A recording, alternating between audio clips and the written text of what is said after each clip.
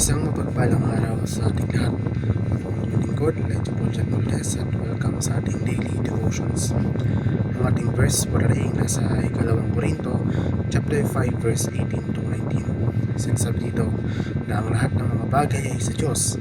Sa pamamagitan ni Jesucristo, dinala niya tayo upang ipagkasundo sa Kanya at ibinigay niya sa atin ang gawain ng paglilingkod para sa pakikipagkasundo.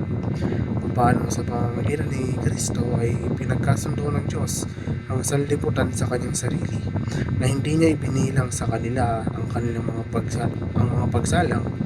Ipinagkatiwala niya sa amin ang salita ng pagkasundo. Ang sakripisyo ni Jesus sa krus ay nagpasundo ng sangkatauhan sa Diyos. Ang pagkasundo na ito ay naunawaan bilang isang pagpapanumbalik ng masirang relasyon sa pagitan ng Diyos at ng sangkatauhan na dulot ng kasalanan.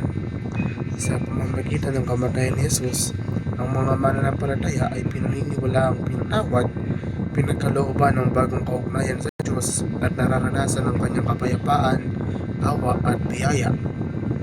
Ang pag-ahangad ng pagkakasundo ay kapakipakinabang dahil ito ay nagpapanumbalik ng mga nasirang relasyon, nagpapaunlad ng kapayapaan at nagbibigay daan para sa mga individual at komunal na pagpapagaling sa pamamagitan ng pagtugon sa mga salungatan at pagpapaunlad ng pagkakaunawaan sa isa't isa sa pamamagitan ng katapatan, paghingi ng tawad at isang pangako ng sumulong ng masama-sama. Ang pagkipagkasundo ng Diyos, pagbabahagi ng mensahe na nag-aalok ang Diyos ng kapatawaran at pagpapanumbalik sa lahat ng bumaling sa Kanya sa pamamagitan ni Jesucristo.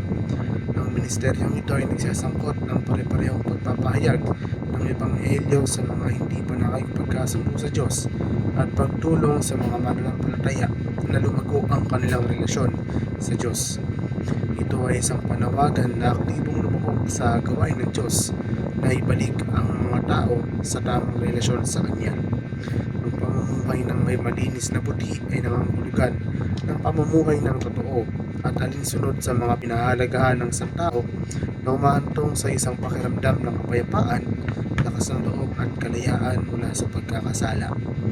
Nagbibigay daan ito para mas malalim na koneksyon sa sarili at sa iba na nagpapaunlad ng mas kasiyasiya at makabuluhang buhay. Upang matukoy ang mga taong nakakasalungat mo, dapat mong matapat na tasahin ang sitwasyon, tukuyin ang pangunahing issue at pagkatapos ay tukuyin ang mga individual o sangkot na magkasalungat na pananaw o aksyon. Ito ay nangangailangan ng pagmumuni-muni sa ng salungatan, pag-unawa sa ating sarili at pag-trigger at motibasyon at aktibong pagmamasid sa mga pag-uugali at hindi pagkakasundo ng iba.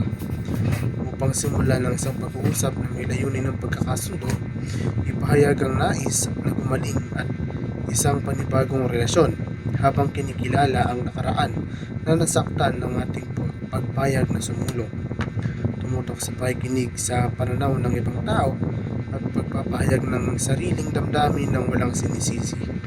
Maging handa na humingi ng tawad sa bahagi sa hidwaan at tanggapin ang pananaw ng ibang tao kahit na hindi ka sumang-ayon dito. Muli, ako ang lingkod, Elijah Paul Jan Valdez, at dito na nagtapos sa aking daily devotions.